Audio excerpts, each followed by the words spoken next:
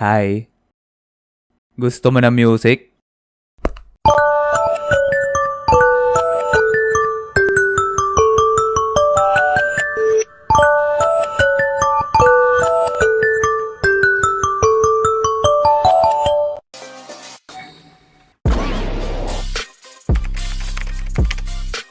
Ngayon mga repa ay share ko sa inyo ang aking mga nakakairita moments. Ito yung mga panahon na sinusubukan talaga ako ng tadhana kung gaano kahaba ang aking pasensya. At pihadong ang iba dito sa ikikwento ko sa inyo ngayon ay danas nyo na din. Kaya stay put ka lang dyan mga friend kasi magrarant lang ako sa inyo ng saglit.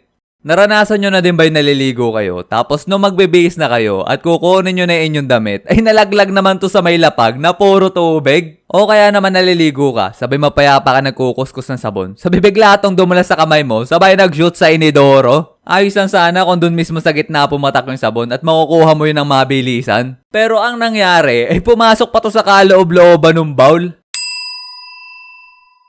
Ay talaga namang mapapaisip ka na lang kung bubuhusan o ipa-flush mo na lang yung sabon at tanggapin mo na lang yung palo ng iyong nanay kasi yun yung sabon na ginagamit niya. O kaya naman ipasok mo yung kamay mo sa kaloob-looban ng inidoro. At dahil ayoko mapalo ng mga panahon na yun, ay pinasok ko na lang yung kamay ko at kinuha yung sabon.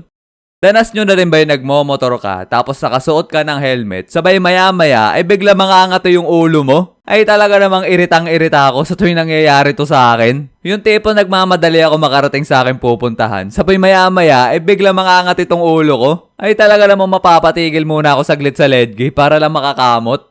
Naiirita din ba kayo sa tuwing naglalakad ka tapos maya-maya ay biglang may mapasok na maliit na bato sa sapatos mo? Iritang-irita kasi ako sa tuwing nangyayari to sa akin kasi para matagtag ko to ay kailangan ko pang hubadin yung aking sapatos sabay itataktak ko pa to para lang lumabas yung maliit na bato. Ako lang ba ang naiirita sa tuwing may kinakain na malambot sabay may makakagat na matigas? Isa na dyan ay yung sa tuwing nakakain ako ng kanin. Yung tipong tamang uya lang ako tapos maya-maya ay may makakagat ako na bato. Ikaw na naman! O kaya naman sa tuwing nakakain ako ng scrambled egg tapos may mangunguya ako na shell. Pero speaking of itlog, ako lang ba yung naiirita sa tuwing nagluluto ng sunny side egg sabay bigla masisira yung pula ng itlog? Ay sa tuwing nagbabrown out mga repa, pihado naiirita din kayo pag nangyayari to. Lalong-lalo na sa ating nasa computer ang trabaho. Minsan kasi nakokorrupt yung file pag biglang namatay yung PC mo sabay hindi mo na save ng ayos yung ginagawa mo. Ay talaga namang ulit pag nagkataon. Meron pa nga akong pinaka nakakainis na karanasan sa brownout. Dati kasi, nung nagsisimula pa lang ako dito sa ating animation channel, merong time na nagpapatay sindi yung kuryente dito sa Mindoro. No mga panahon pa naman na yun, patapos na ako sa aking inaanimasyon. Kaya kada brownout, sabay magkakakuryente, ang gagawin ko ay bubuksan ko agad ang PC ko para idiretso at tapusin na agad yung inaanimasyon ko. As in, ilang minuto na lang tapos na ako. Pero ang nangyari naman noong mga panahon na yon ay kada minuto ay namamatay yung kuryente sabay biglang magbubukas. At saka gusto ko matapos na agad at makapag-upload na ng animasyon ay kada nagkakaroon ng kuryente ay binubuksan ko agad yung aking PC para ituloy yung pagdodrawing.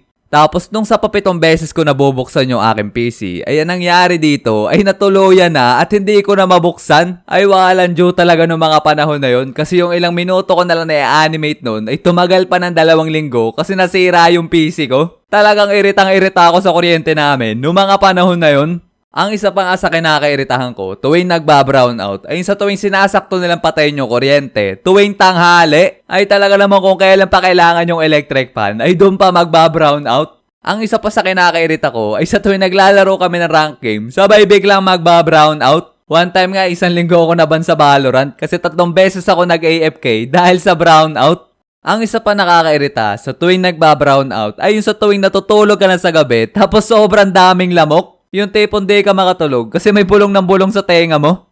Eto naman sunod na kinakainisan ko ay yung sa tuwing nagdadrive ako. Isa na dyan ay yung sa tuwing may bigla-biglang naliko na hindi nagamit ang signal light. Yung tipong ang init na nga ng panahon tapos meron pang ganun driver ay talaga naman nadodoble ang init na nararamdaman ko sa katawan. Isa na nga dyan ay yung mga pampasaherong sasakyan. Hindi ko naman nilalahat ha, pero yung iba talaga ay pag may nakita lang na pasahero na pumapara ay bigla na lang talaga naliko sabay biglang titigil. Alam ko naman na paunahan talaga sa pasahero para makadami ng kita. Pero alalahanin din naman natin minsan yung kapakanan ng iba nagmamaneho na mapayapa lang nagdadrive.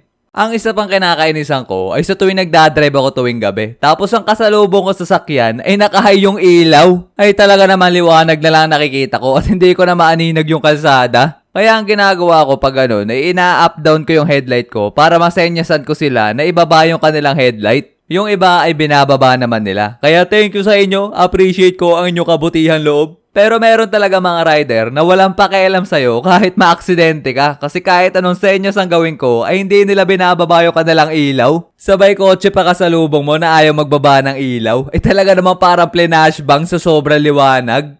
Ako lang ba naiirita sa tuwing hindi natutuloy ang bahing? Yung tipong sobrang tagal na nakagasumot sa mukha mo para lang makabahing tapos bigla na lang mawawala. Ayos lang sana kung maaraw kasi basic lang yan sa akin kasi titingin lang ako sa langit at mababahing na ako. Pero pag gabi ay minsan ay hindi kaya kahit nakatitig na ako sa ilaw.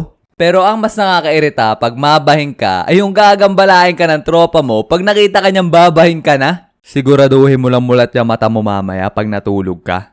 Naiirita din ba kayo so tuwing may gagawin ka tapos bigla mo nalang malilimutan kung anong gagawin mo? Napapadalas na kasi nangyayari sa akin to. One time nga lumabas ako sa kwarto ko sabay pumunta ako sa aming baba. Tapos nung naando na ako ay bigla ako naman nakalimutan kung anong gagawin ko. Kaya ang tagal ko nakatayo doon at inaalala ko kung bakit ako bumaba. Kaya umakyat na lang ulit ako sa kwarto ko kasi hindi ko maalala kung anong gagawin. Wait. Kailangan ko nga pala ng walis. Ako lang bang naiirita sa tuwing sinisipon? Dati nga, sa sobrang ayaw ko magkaroon neto, ay umiinom na agad ako ng gamot pag nararamdaman ko magkakasipon na ako. Pero tinigil ko na rin to kasi wa-effect din kasi kinabukasan ay magkakasakit pa rin ako. Ay talaga namang magigising na lang ako dahil sobrang sakit na lalamunan ko. Yung tipong paglunok ko ay para ba may nakabarang bubog sa lalamunan ko. Sabay buong maghapon ko padadaingin yung sakit na yon. Tapos kinabukasan ay mawawala na yung sakit na lalamunan ko. Pero meron naman sipon na natulo sa ilong ko. Ay talaga namang iritang-irita ako kasi kinakabag na ako kasi kada segundo ay sumingot na ako ng suminghot. One time nga nun ay may exam kami tapos sobrang tahimik ng paligid. Tapos ako namang itong sipunin ay suminghot na lang ng suminghot. Ay talaga naman nakakahiya ng mga oras na yun kasi yung pagsinghot ko lang sa sipon ang naririnig sa buong room. Hindi rin naman ako makakasinga ng mga oras na yun kasi mas malakas ang tunog nun. Bago matapos ang video na to, gusto ko muna magpasalamat sa ating mga repa na nag-follow sa ating FB at TikTok page. Happy 100k followers sa ating FB page at happy 60k followers sa ating TikTok page. Maraming salamat sa inyong suporta mga repa kasi sa simpleng pag-click nyo lang ng follow button ay sobrang laking tulong na para sa akin. Kaya ang isusukli ko dyan ay lalo kong sisipagan sa paggagawa ng content para sa inyo mga friend. Pero lagi nyo tatandaan, beware kayo sa mga poser kasi marami nakakalat dyan, lalong-lalo na sa TikTok. May mga nakikita nga ako dyan na pinipilit gayahin yung username natin tapos binabalik-baliktad lang nila yung letra. Kaya i-double check nyo muna mga repa yung username bago nyo i-follow. At pag hindi Ryukon official ang nakasulat dyan, poser yan mga friend. So yun muna mga repa, sana nagustuhan nyo ang mga kunento ko sa inyo ngayon. Kayo, meron din ba kayo mga panahon na sinusubukan kayo ng tadhana kung gaano kahaba ang inyong pasensya? I-share nyo naman yan dyan sa baba para mabasa ko. Minsan kasi tawan-tawa ako sa mga kina-comment nyo kasi relate na relate ako. At maraming salamat nga din pala sa mga fan art. Ako lupit na lupit nung nakita ko itong mga pinasa nyo. Ay talaga namang shareable worth it yung mga drawing nyo mga repa. Pero bago ang lahat ay huwag nyo muna kakalimutan na mag-like and subscribe. At pindutin nyo na din yung bell notification na yan para updated kayo sa ating mga padating pang animation. So yun muna mga repa. Kita-kits sa ating next video. Peace!